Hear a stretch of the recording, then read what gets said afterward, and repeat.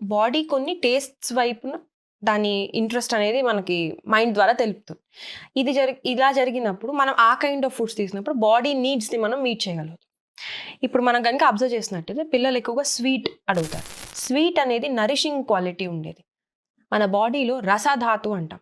ఏదైతే మన నరిష్మెంట్కి చిహ్నమో ఆ ధాతుకి సంబంధించిన టేస్ట్ అనమాట. సో మన కిడ్స్ అనే వాళ్ళు గ్రోయింగ్ ఏజ్లో ఉంటారు కాబట్టి వాళ్ళ బాడీ అంతా కూడా ఎక్కువగా ఈ కైండ్ ఆఫ్ స్వీట్ టేస్ట్ని ఎక్కువగా ఇష్టపడతారు. So that they can have the proper nourishment అనమాట బాడీలో. సెకండ్, సార్ టేస్ట్ ఇష్టపడతారు. ఎందుకంటే సార్ అనేది డీటాక్సిఫికేషన్కి హెల్ప్. చాలా పిల్లలు నిమ్మకాయలు, చింతపండు ఇలాంటి ఎక్కువ ఉండే ఫుడ్ ఐటమ్స్ని ఇష్టపడతాం.